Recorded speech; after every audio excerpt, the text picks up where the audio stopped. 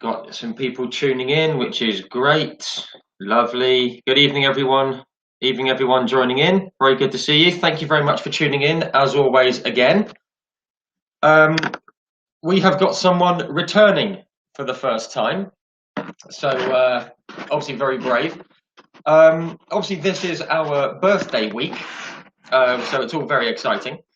And we're kicking off with some interviews for some people, for some drivers in various series. And we'll be announcing a few more during the week. So very exciting stuff. And stay tuned.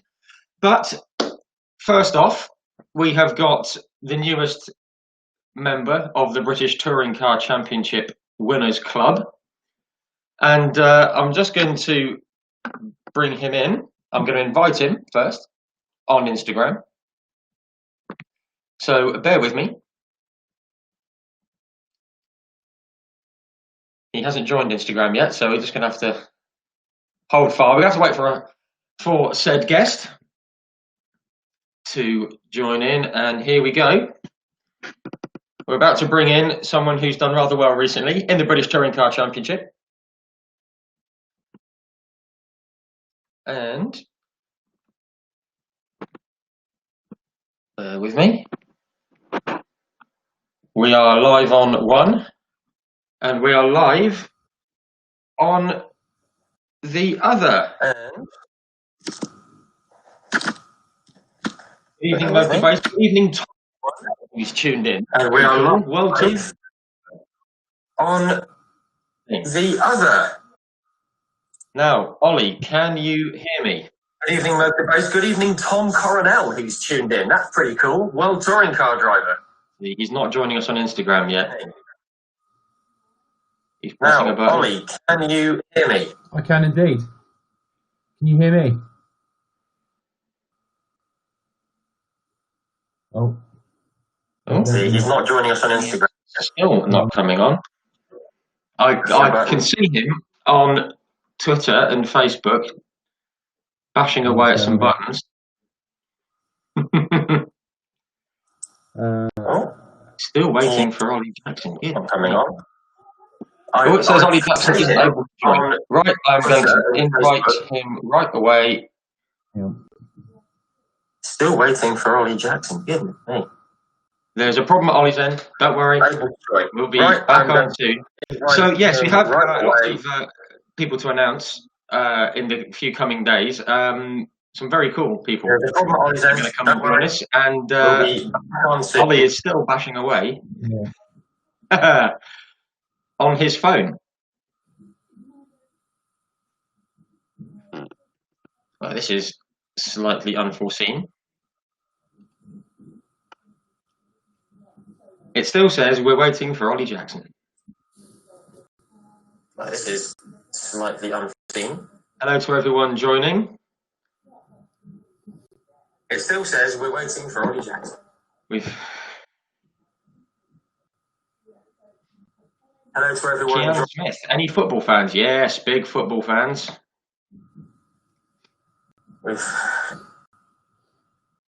It says Ollie Jackson's not able to join. This is any football fans? Yes, big football fans. I'm going to send another request. It says Paul Ablett of Quick Fit has just said, Emma, help. That's Ollie's live. Hey, we're live. Sorry, don't worry, How are you, Ollie? You're right? Yeah, not too bad. Yeah, very well, thank you, mate. Very well. I could see you on the Facebook thing, desperately trying to get the Instagram to work, but it's all good.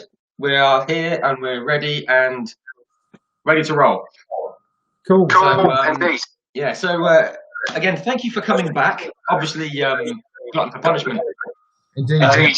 You're the first person to come back, and I was just saying before you came on, you're actually the first person in our little series of interviews to celebrate the Hard Compound's first birthday on Friday. So you are the first guest to the party. So thank you very much for coming on. Well, happy birthday to the Hard Compound, then. Thank you. Didn't think we'd be doing this a year ago. Must have been. So great. Well, straight on with it. Ollie Jackson, British Touring Car Championship race winner. That's got to sound pretty good, isn't it?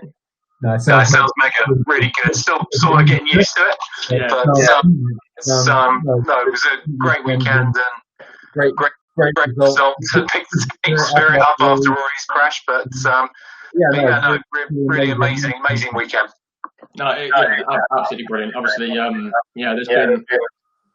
Yeah, I hope you don't mind me saying it's been a while coming, we saw there were a few Ash Sutton fans were sort of shouting for one more lap because he was coming up, wasn't he? But I don't think there was any more popular winner.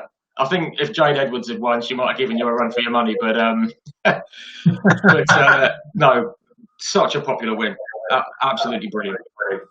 No, I've been. I said to Ollie the other day as well. Just I've been absolutely blown away by the response actually. And I had no idea that so many people were rooting for me to do well. So no, it's been really heartwarming. It's probably the word actually. It's been fantastic. Really shocked by how positive everyone's been about it. It's been amazing. No, brilliant. Oh, good. That's the reaction every sort of first time winner wants to have. And from a personal point of view, obviously we spoke about 3 or 4 weeks ago, didn't we? Yeah. And I was over the moon for you personally. Obviously got to be neutral with the hard compound and everyone, and the guys who help out behind the scenes, a couple of guys. But we were messaging each other. We were absolutely ecstatic. So absolutely brilliant. Thanks, mate. Really appreciate it. Really appreciate it. Jumped off the sofa, kind of. I had my daughter on my lap at the time, so that was fun. But obviously, most of us tuning in aren't racers. I can see a couple of guys tuned in are racers. I was actually saying, Ollie, that Tom Coronel is in the World Touring Car, right? He's come on, so he'll know kind of what I'm about to say. What is it like when you are leading a race and you know that you've got some mega fast guys behind you, especially Ash Sutton, because when he gets the bit between his teeth, he's an absolute challenger. What is it like when you look in your rearview mirror and you see him just over there? Well, to be honest, first thing you appreciate. I mean, to be honest, it's obviously I've led races before, catering, things like that. So the sensation's the same, but having been done class racing for a while, and cars for a while, but not been at the front. The biggest thing, to be honest, is looking forwards and there not being anything there. Yeah, that's the weirdest thing. It's almost like that moment you come out of the plane and you look out, suddenly all clouds disappear and it's blue sky everywhere, It's a little weird to be sat out and not being everyone being behind you and no one being in front of you. It's amazing, but the guys behind, I mean, it's obviously I think Ash them was the last laps. But with Tom, I mean, Tom was my teammate in Connections years ago. I know pretty well, and I've raced against him before, plenty of times in different places in the field, and it just becomes the same race as you have. I suppose the only thing is you're not worried about what's in front of you as much. You can drive a bit more at your own pace, and to just not back everybody up. You don't want to be any other big queue of cars behind you. Or focus on keeping it clean and keeping your pace up. And just making sure you're not leaving any opportunities wide open. No. Right. I hadn't been through it that way. And obviously, we always think of us outside the car. We always think, oh God, he's got someone. He's got someone charging up behind him, and that's going to be in his mirrors. We keep forgetting that racing drivers look forward, don't they? So anyway, you don't always. Oh yeah, some people are. Some people are a little bit. They look in the rear view, but obviously, I mean, did you ever allow yourself? Oh, Michael Crease has joined. Look at that. Did you ever allow yourself to sort of think, crikey, this is getting close. I could win this thing, or were you just completely focused on everything going forward? It's funny. I mean, actually, I started. I was actually. It's odd because I had a similar sensation to qualifying a couple earlier in the season. Sorry, I'll try and turn it down. It's echoing a little bit. I've got a bit of feedback. There we go. Yeah. No, it was a similar feeling going to qualifying at the start of the season. Where actually, I had a bit of a quiet moment leading up to the race because I actually thought before I've been on the front row before a couple of times these sort of races, but I don't know, this one it really felt like going into it could happen. And for whatever reason, I don't know, suddenly felt like it could happen for that one, and it did the previous ones, but it did that time. It's just we finally started to believe in myself anyway. After this period of time, and get results and being near the front a bit more consistently. But yeah, no, during the race, the only time I really started to think about it was towards the end.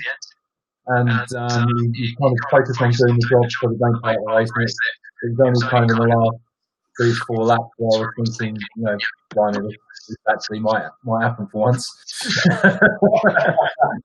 No, sure. As I said, I think a lot of us non-racers really probably be thinking, "Oh, I'm leading," and then, especially with it being the first one coming up. Honestly, I'm the football about it. I don't like being in the car that's first in the queue at the red light. So holding that on was absolutely amazing. Obviously, a few things went on with the weekend. We're not going to discuss all of them. There's a couple of I think you spoke with Paul O'Neill, and he covered that quite nicely. Yeah, I mean, if you want to ask me, go ahead. I mean, I'm not. I don't think. Go for it. I mean, if there's any questions, I can only say, well, I can't really answer that. But no, sure. I mean, I think a lot of people said. I mean, obviously, this is about Andy Neate. Now, I haven't spoken to Andy. I think the vast majority of people that have been watching haven't spoken to him. You know him better than anyone who's in the team at the moment.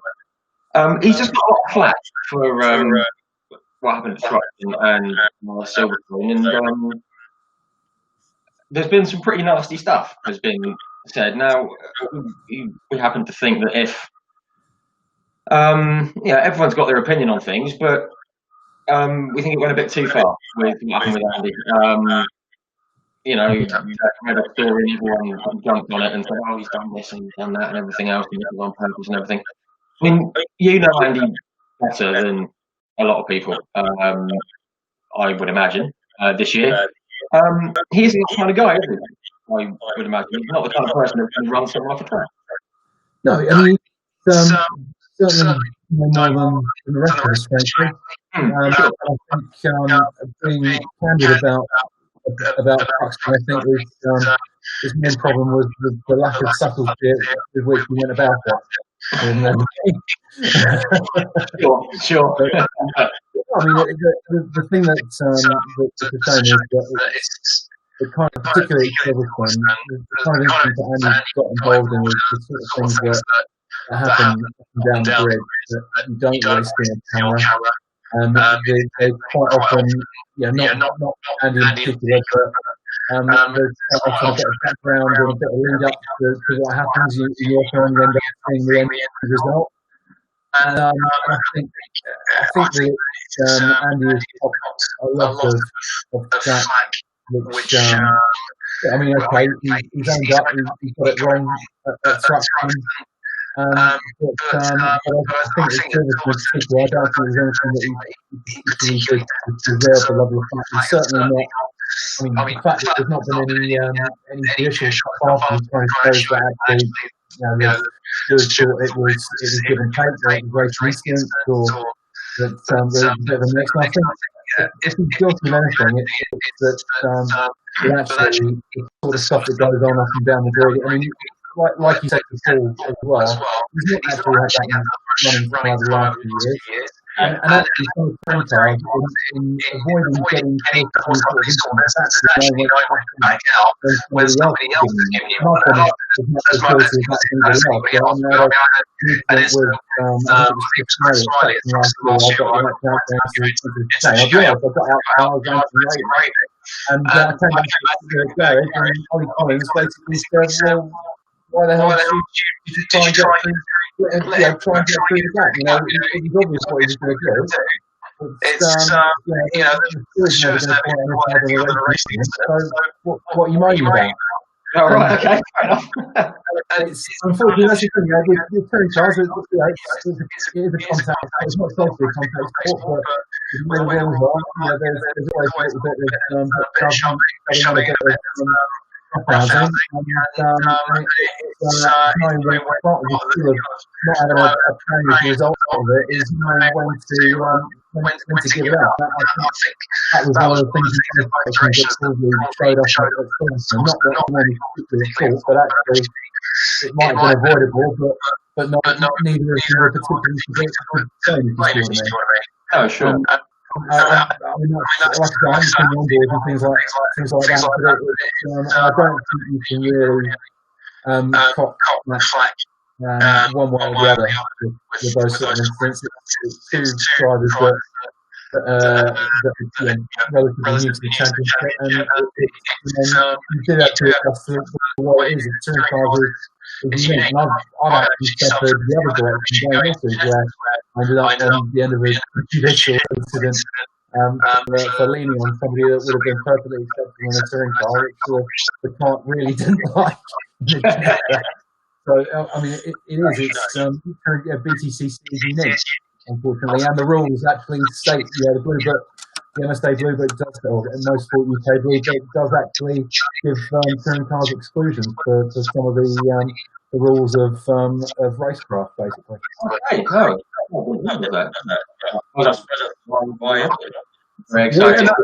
The rules basically say that when it comes to contracts, that Total and the clerks of BTCC can decide what isn't fair, and we've had various kind of guideline documents given to us over the years as to what is and isn't acceptable. We haven't had anything this year, partly because of the way things have been, but it's easy to kind of take those things. Nobody knows about those kind of things unless someone's asked about it. I think it's in terms of only that. I mean, that's just a rationalisation of the incidents. I think in terms of the flack that Andy had got personally, I think it's completely out of order. Frankly, I think. It feels like it went a bit too far. From the outside looking in, it feels like it went a bit far. Yeah, I mean, at the end of the day, I mean, I like Andy. I think he's a good guy. He's certainly not a bad man. He might not be everybody's cup of tea personally, but then who is? And I just think, particularly dragging his family into it, and his son in particular, I thought was pretty outrageous, to be fair. Yeah, that was line crossed. Absolutely. That was that was absolutely uncalled for. Obviously, we saw what got written about that, and it was pretty shocking. And again, from the outside looking in, a lot of the fans will have, they just going back to the incident at Silverstone. Obviously, the right-hander. And there was obviously contact between Andy and Jade. You can see that, but then people that we saw just saying, Andy just kept turning left and tried to run her off the track. Well, he's not a driver, wouldn't do that for no reason. No. You see a little bit of a shoulders when he's trying to go around your outside, but if they're established, push them off. The other thing that's easy to underestimate with these cars is actually, and it showed in Rory's accident, frankly, is that it takes you to tap at the wrong angle at the wrong time, and you're a passenger. And sometimes you can start a long way back in the shot. Sometimes the back of the car's been touch, and it literally drops you into the other car next to you. And again, it's one of those things of when you're used to driving these particular cars, you kind of get a feel for what touches are going to have that effect, and when to get out of it. No, sure. I mean, obviously that brings us on to Rory Shunt. Obviously, very glad that he came out of that. It's been a while since we've seen a touring car roll like that. I think it was last year. He had one at Alton where I think he beat all four, but that was it. But we haven't seen a car go over like that for quite a long time, and I think a few people it was the first time they'd seen it. And as you say, again, there were some fingers pointed at Matt Neal, which seemed a bit ridiculous. They happen to be on the same bit of tarmac from what we could see. Yeah. I mean, my personal view on it is with those sort of things that if it was me, I probably would back out of it. That's my personal position. I don't think that Neal was closing the door or anything like that. I don't think there was any intent from that, but unfortunately, those sort of things, it's only times that you can do something like that and that sort of thing happen, which is why I don't like to frankly keep my nose in those situations. Sure. But that's maybe that's why I'm not a masterful champion like Matthew, frankly. So again, I suppose it does. It does depend on the driver. Obviously, Matt, isn't he doing it? Matt's been doing it for 1 or 2 years, isn't he? And but obviously, there's some drivers, as you say, back out, and some that would try and stay on the inside from what would have been the right hand, and maybe that's what Matt was thinking, but. I don't think it needs to be justified. Certainly not from this end, because if everyone had everything, it'd be boring, wouldn't it? Absolutely, yeah. I mean, it's and that is the thing. It's one of those unlucky things. Obviously, Rory was looking to defend the line as well, and you could easily say, well, I was closing Rory's position, might have not had that angle appropriate, and that's where it just comes down to you can't really prejudge these things. No, it's split-second decisions. There's 1,000 different ways that accident could have not happened. Yeah, if you see what I mean. And but I think from what I heard, Matt was pretty mistaken by the whole thing. He was apologetic in the right way for doing without conceding. Sure. And I think he was concerned about Rory and what happened, and as well. I don't know. And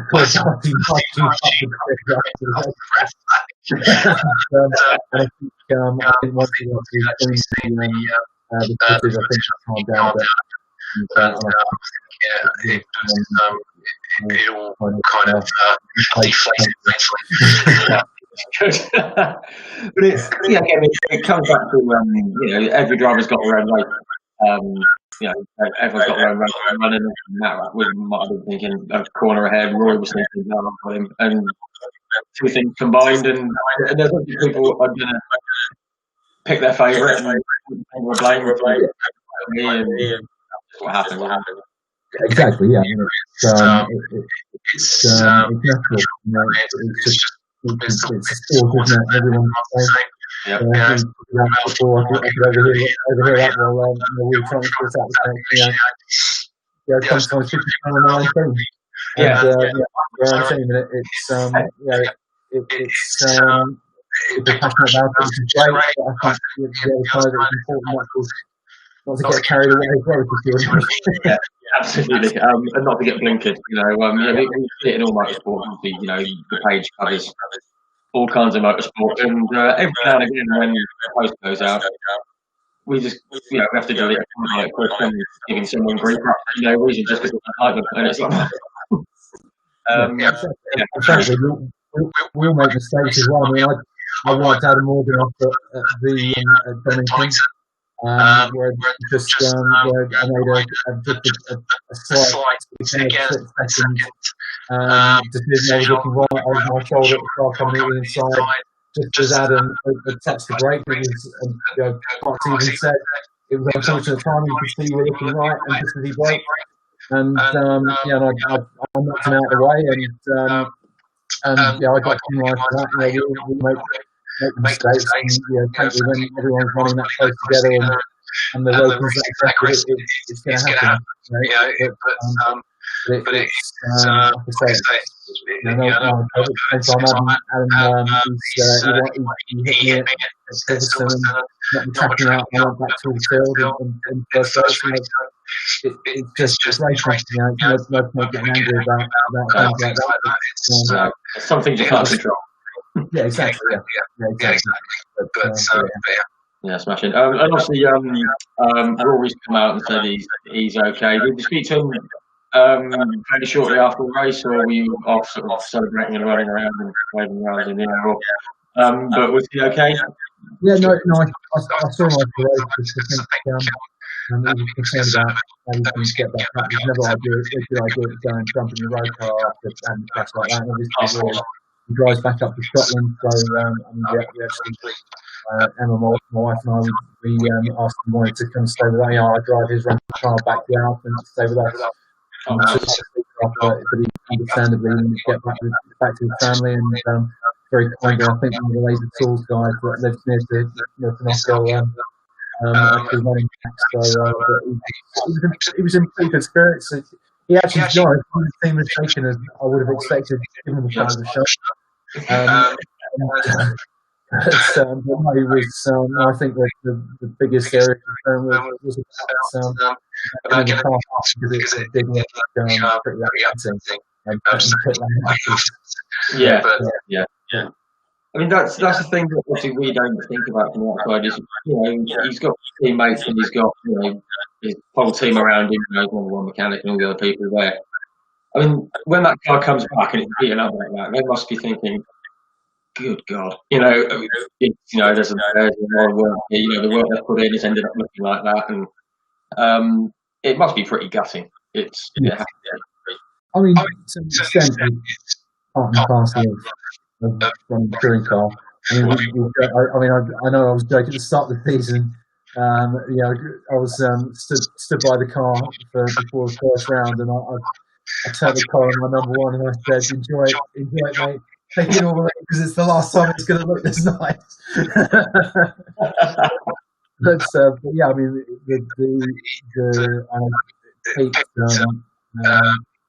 Rory's number one, and Timmy Andy's number one. They take a huge amount of pride in that cars, and they work very hard. The presentation at most places is always fantastic, and yeah, it's pretty upsetting. I think when it's something like that, it's almost accepted as part of the car doing its job. But at the same time, to be honest, the boys were more focused on how they were going to get it sorted and how to stop, and rather than despairing look at it. I think it was worth for me stood looking at it, if you see what I mean, just because it looked that damaged, and it's never nice to see such a beautiful car crashed up like that. No, of course. No, definitely not. Whichever car it is. Just on a personal note, I was at the brand opener a couple of years ago when 2 or 3 years ago when the team had the shredded wheat backing. And it was the first time I was able to get into the pit. You actually weren't far away. I was going to come and say hi, but you were busy on other stuff. But we got there in the end. And when the car is there, I think you've been out for practice. It was between practice 1 and practice 2, I think, or was it qualifying? I can't remember. But the car had been out for about 7 laps, and it just looked absolutely brilliant. It was, yeah, it looked absolutely amazing. Then, as you say, in the course of the year, it a bit more sort of crumpled and scuffed, and yeah. No, it's. I mean, like I said, hardly anything gets left repaired at motor race. I mean, David's very particular about having the cars look perfect. I think the new car has moved that on a bit as well. I mean, the old cars, obviously they've done a lot of work over the years, and they had a lot of being dash straight and repaired. And although the presentation was still good, I don't think that, they lose that absolute perfection of all the door shuts and things like that over that many years. And the new cars, they're perfect. I mean, the quality of the body bits and stuff like that, I know it's of the old car. And it's they do look absolutely amazing. But yeah, unfortunately, bits do get hit. If we're running a bit low on something, then bumpers with the old car, we were running down on the front bumpers at the end of the year. And I was pretty notorious for wiping out bollards with the front of my car. So they actually said, right, this is your last new bumper. The next one's going to be a repair, and it will be at least a couple of kilos heavier. So every time you warp it, it will get another couple of kilos of I'll tell you what, I didn't smash that bumper for the rest of the year. It was just it was the opposite of success ballast. That's the opposite. So we've got a few people saying they're having a bit of bad feedback on the Facebook and Twitter feed. So I'm just going to swap the audio around onto the laptop and see if we can sort this out. Yeah, so we've gone down the volume. Hopefully everyone is getting better audio now. Hopefully everyone on Facebook is getting better audio now. I must admit, that does sound terrible. I'm not sure what's going on with the software. We'll try and sort that out. Right, we'll go back again. I think it might be at my end. I'm not sure. Yes, Karina on Facebook. Sorry about that. If you have Instagram, you're on Instagram, and it sounds great. So yes, moving on to Croft. Assume the car's going to be ready for Rory, or can you not tell us? Oh, sorry. No, Ollie's frozen on Facebook, and so have I. And we're back. Is the car going to be ready for Croft, or can you not tell us? I think the last update I heard was that it will be sorted, although it's going to be tight. I would be surprised if the boys don't sort it out. I mean, they're amazing. I think Custom Cages, who have helped, who've in partnership with the team have designed and fabricated the shells. I think they've been working day and night with our two chief fabbies, who actually spent pretty much all of December and January and February with Custom Cages building the cars in the first place as well. Actually, they lived up in Daventry in a hotel, I think. I think they've probably spent the last couple of weeks there getting it sorted. So I think the car.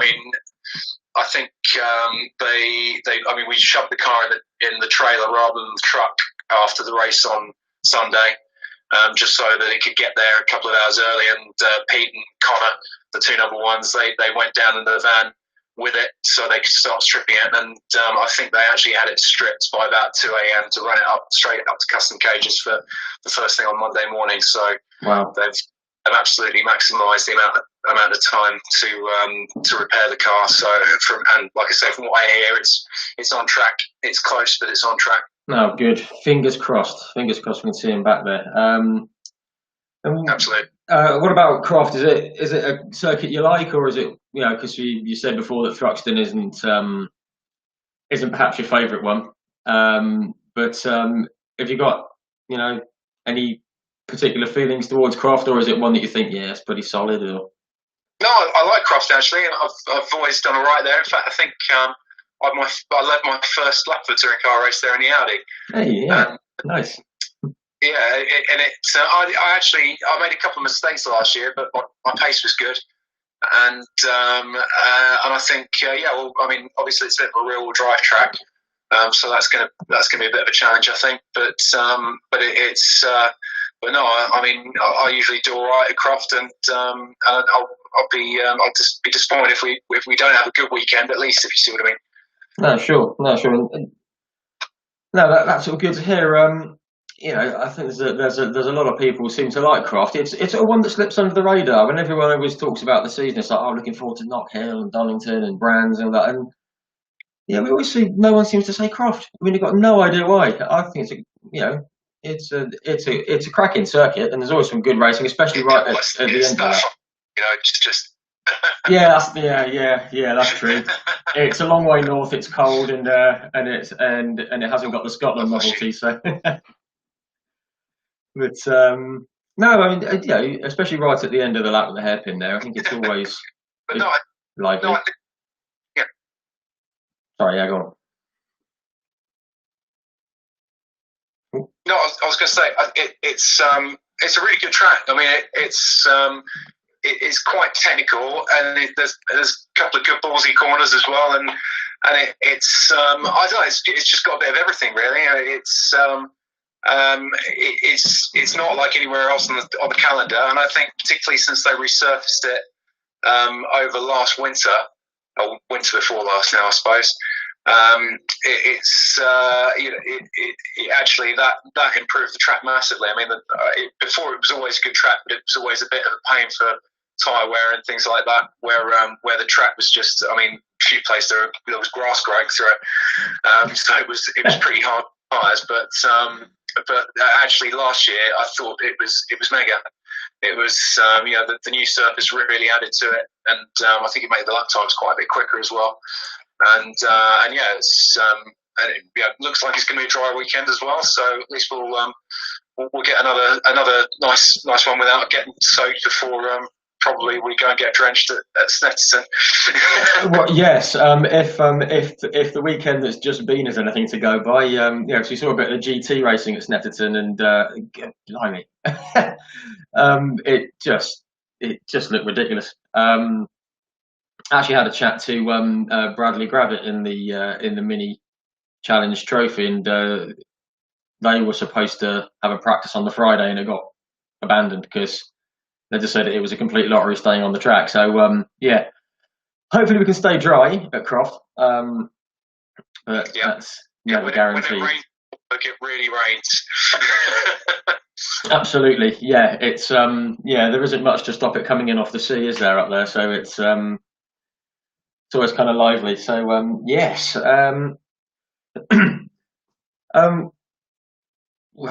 Yes, we were going to ask about. Well, so actually, we just had a question that's popped up from Ty Cuthbert, one of the karting lads that we do some promo work for.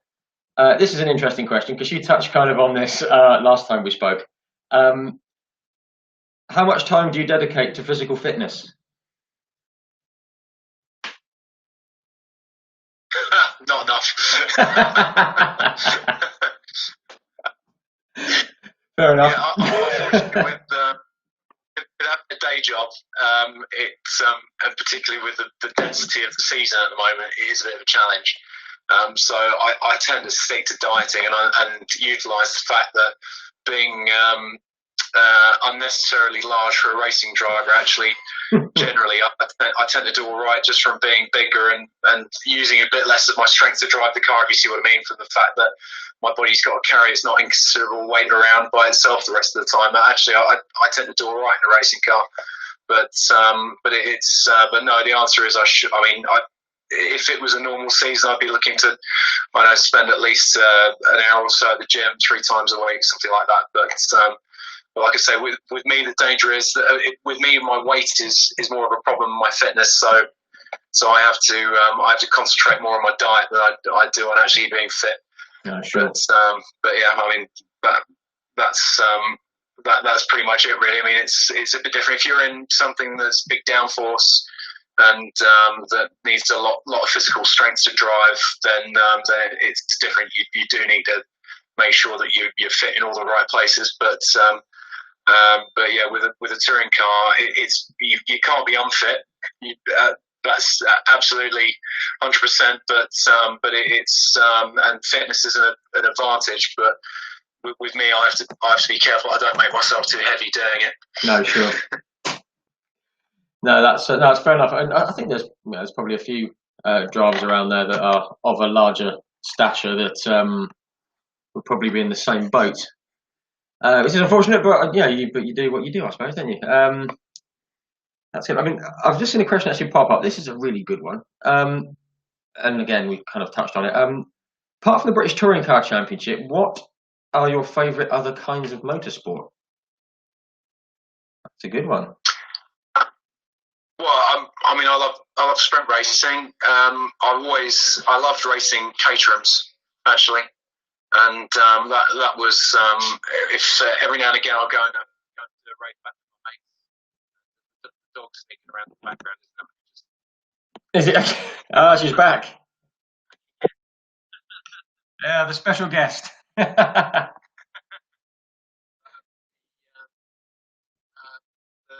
yeah, I love to do Caterham race every now and again, just to go back to where I started. In terms of other motorsport, I quite enjoy watching the NASCAR. My day job, we do a lot of races in NASCAR from top teams, Alcon, and I've been over there a few times to watch it. It's a fantastic experience, completely different to motorsport over here. So that's I like to follow that when I can. And yeah, I think in terms of what I'd like to have a go at, I've had a go at endurance racing. I've done 24 hours. I've had a good race a few years ago in the BTCC Championship in Jello, and I'm just going to go on the dog.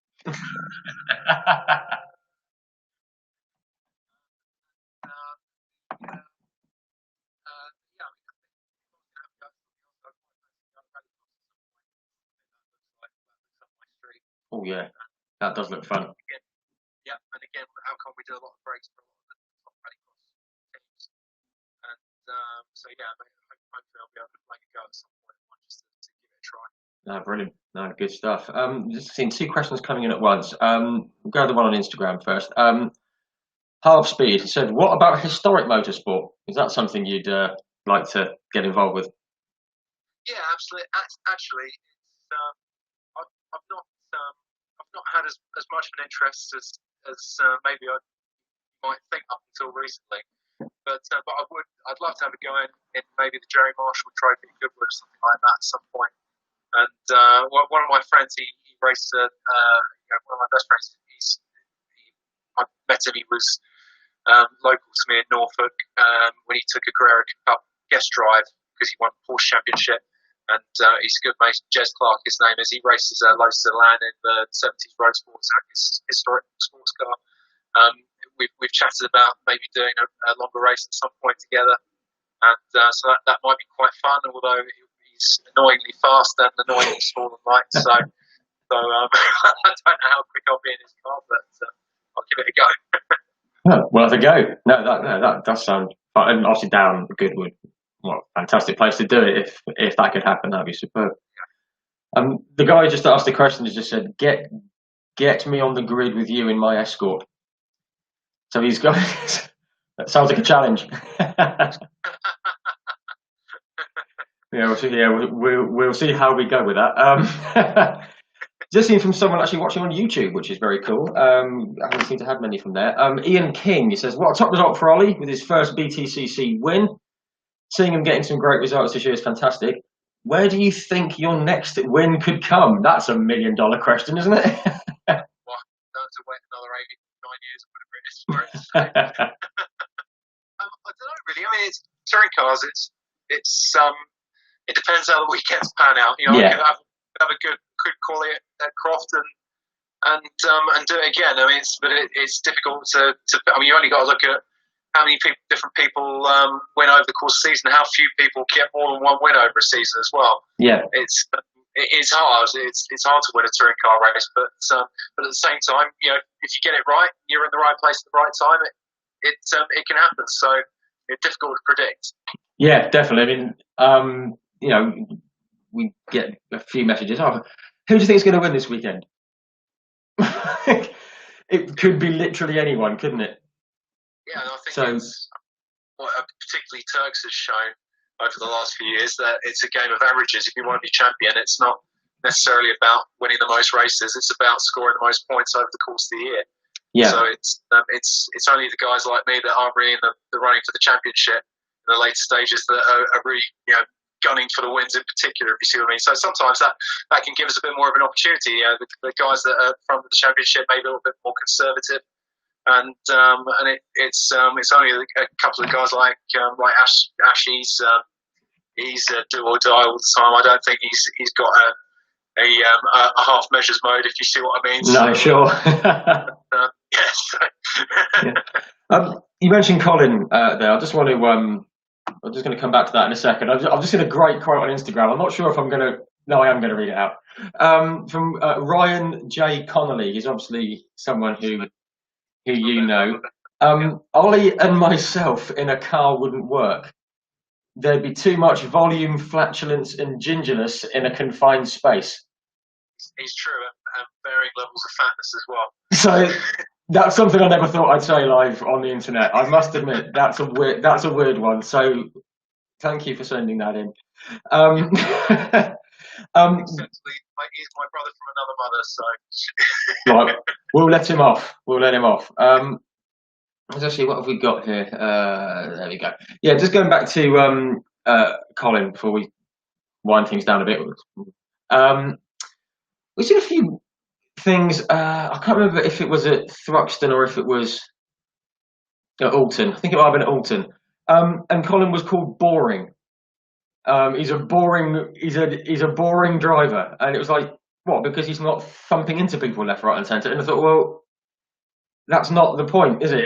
It's you know, okay, we like it to be entertaining, but he's there to get points, and he does it better than anyone else. I don't think anyone could ever call Colin boring. I mean, the man wants to be champion as many times as he can in his career, and frankly, that is, you know, whether you call it boring or whether you call it calculated or sensible or whatever, that's the way you win championships. Doesn't matter if it's touring cars or Carrera Cup or Formula One or Caterhams. Yeah. You know, it's not always the person that wins the most races that wins the championship. No, exactly. And, is the model for that. He's, you know, I mean, I don't think he's boring. I think he's a class act. Here. Yeah, definitely. I think he just goes about it the right way, doesn't he? He's there to do a job, and he does it very, very well. So, yeah. So we'd get that one in there. And again, going back to just like driving consistently, again, one of the comments, it was actually something that we saw on another social media page about, you know, that whole boring thing. And someone used the example of Alan Prost and like Keke Rosberg back in the 80s. I think Rosberg won the championship winning one race. Alan Prost, probably the least spectacular driver of the last 40 odd years, but triple world champion. And, you know, that's what gets the job done, isn't it? Yeah, absolutely. So it really depends on your mindset, I think, and it's the old days of thunder. There are your cold calculating drivers, and there are your kamikaze drivers. Yeah. And Turks is definitely the former, and probably Ash is the latter. Yes. Agreed. I think from the outside looking in, obviously, again, you know, I've only spoken very briefly to Ash at Autosport this year, and so I don't know him, what he's like as a person, really, apart from what I've seen. But you know, they've both got two different approaches, and they both work. You know, that's why they're 1 and 2 in the championship. So there's no right way of doing it. People would see they'd rather see one than the other, but that's up to them, isn't it? There's lots of different ways to skin a cat, as they say. Yeah, exactly. I mean, it's understandable that people want to change. I mean, it's a bit of a shame that for the fans that it's not just the same guy winning it every year. I think it's been BMW for the last few years, and it's you know, it's been rear wheel drive, you know, for even longer, and I think that, yeah, people want something different. I think obviously Dan was close last year, yeah. And again, that shows the different ways to win a championship, and how close it can be. And it doesn't matter how far in front you know. If there's a mathematical chance somebody else can win it, then they can still win it. Yeah. And again, so it was by all rights it had gone. He'd lost it, and all of a sudden, in the space of 5 minutes, he'd won it. Yeah. And so it's.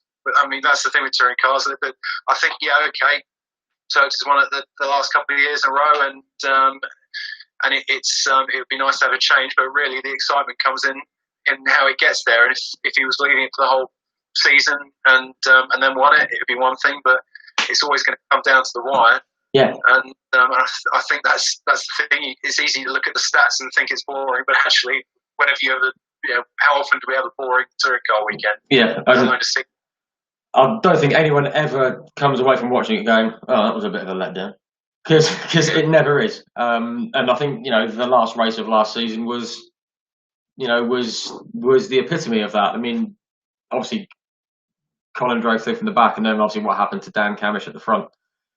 Just going to show that you never know what can happen in motorsport, especially the touring cars. Yeah, exactly. Yeah. And that day was just ridiculous. That was just everything happened then, didn't it? Yeah, exactly. I mean, it was like actually, it's funny because with Turks, he actually came up because I didn't let him through. I raced him, and he actually both separately, him and his engineer came up to me afterwards and said thanks for a fair race. And that's the thing. I didn't. I wasn't. I was there for doing my job for my team and looking to get the best result possible for my guys. As long as you have a thing, nobody wants to be the one that's wiped out one of the championship contenders. If you see what I mean? No, sure. But at the same time, you've got to fight your own battles, and I think that's what makes it interesting to touring cars. Is that it's it stays alive right until the end. You never know. Yeah, and that's why everyone tunes in. That's exactly why everyone tunes in, isn't it? Anything can happen. I mean, with the punches at Silverstone, Tom Ingram and Colin just sailed through with Tom and Ash got the same puncture, and no one could have foreseen that. So that's why we love it. You think actually that if through no fault of his own, actually Rory could have been probably leading the championship if it hadn't been for those incidents. I haven't actually worked out the numbers, but but he would certainly be closer to it, and at the end of the day, he could actually still win it. Yeah. So and that's the excitement factor. All he needs is the last 3 rounds to be strong, and he's another one that's in the mix. Yeah, absolutely. There's lots of people just talking that it's a 2-horse race. Absolutely not. Not from where we're sitting. No. Could be 4 or 5. So no, excellent. No, it's always good to hear about other drivers from drivers. So that's interesting stuff. I think we're going to have to wrap it up because I'm going to get my timer on Instagram in a minute. It's going to tell me I've got 3 minutes left and be on the countdown clock. Just going to say thank you very much again, Ollie, for coming along. First person to come back. It's the first person to come back, so that's good. Yeah, no, thanks. I'm honoured. Yeah, first man back. So, but yeah, to everyone else watching, we've got another one coming up on Wednesday. Rob and Bradley Gravitt are coming to join us, and we've got loads of stuff. We've got 2 pretty big drivers to announce in a few days. So stay tuned. Thanks again, Ollie. Really appreciate your time. Congratulations again. Thanks, mate. Cheers. And we'll try and catch up soon. Yeah, cheers. I'll speak to you soon. Nice one. Thanks a lot, Ollie. Cheers. Thank you very much. Cheers. Bye-bye.